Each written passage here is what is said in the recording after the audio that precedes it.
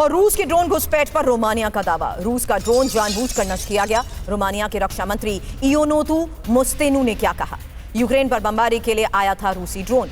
हमने ड्रोन के पीछे 2 F-16 लगाए थे।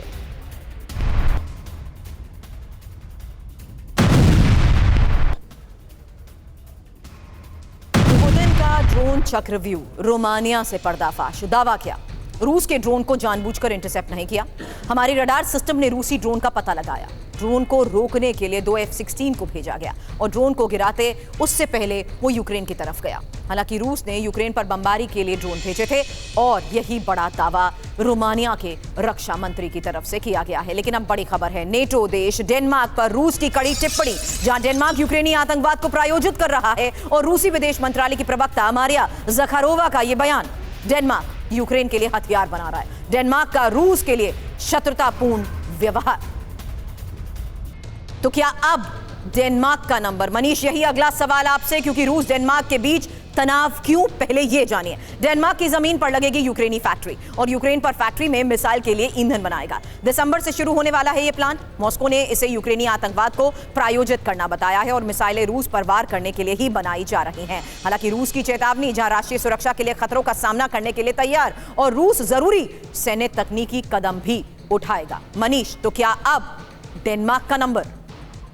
देखिए, डेनमार्क और नीदरलैंड उन देशों में शुमार है जिन्होंने सबसे पहले F-16 फाइटर जेट यूक्रेन को सौंपे, जिन्होंने सबसे पहले अपने यहाँ से निकालकर पैट्रियट एयर डिफेंस सिस्टम हो या फिर जो पश्चिमी देशों के टैंक हैं वो यूक्रेन को भेजे थे। तो डेनमार्क और नीदरलैंड रूस और यूक्रेन के युद्ध में काफ़ी एक्टिव हैं और न केवल इतना बल्कि वो अपने रिसोर्सेज को यूक्रेन में भेजकर वहाँ पर वेपन तैयार करते हैं या फिर यूक्रेनियन को अपने यहाँ ज़मीन प्रोवाइड करते हैं ताकि यहाँ पर हथियार बनाए जा सके।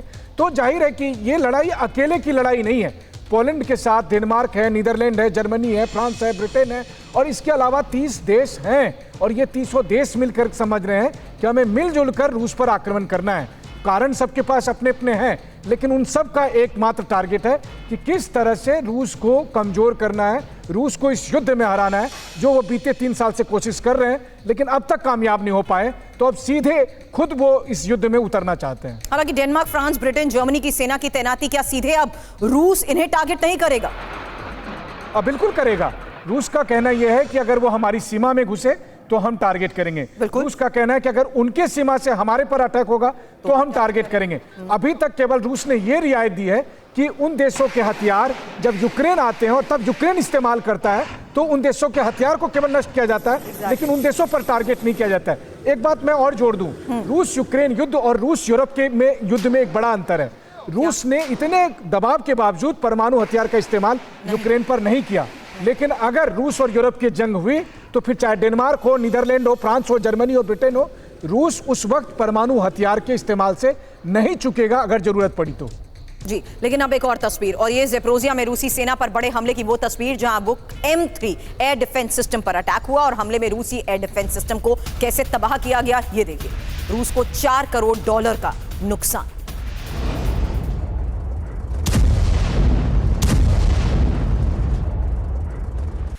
तो लगातार इस फ्रंट से आ रही वो तस्वीरें जहां ये लेटेस्ट तस्वीर है ज़ेपोरिज़िया की। रूसी सेना पर बड़ा हमला, वो M3 एयर डिफेंस सिस्टम पर अटैक, रूसी एयर डिफेंस सिस्टम को तबाह किया गया।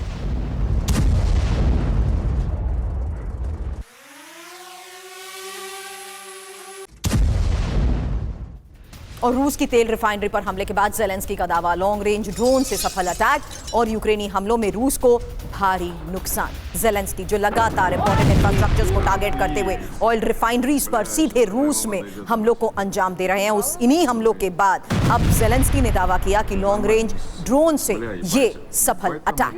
यूक्रेनी हमलों में रूस को भारी नुकसान। तो रूस में टारगेट पर तेल रिफाइनरी हमले पर ज़ेलेंस्की ने क्या कहा? बड़ी खबर है, रूस के अंदर घुसकर हमला यूक्रेन कर रहा है। 1000 किलोमीटर अंदर घुसकर रूस पर हमला और रूस को हर मोर्चे पर नुकसान। हालांकि बाल्टिक सागर में रूस की ऑयल टर्मिनल पर हमले को लेकर खबर है। तेल रिफाइनरी टर्मिनल डिपो में लगी आग को लेकर भी ज़ेलेंस्की ने बड़ा दावा किया। वहीं रूस तेल गैस एनर्जी के पैसों से जंग लड़ रहा है और हमारी सेना के रूसी पोर्ट सप्लाई लाइन पर नजर है। हमारे सैनिकों ने शानदार काम किया है। ड्रोन ब्रिगेड खुफिया एजेंसी को भी ज़ेलेंस्की ने धन्यवाद कहा।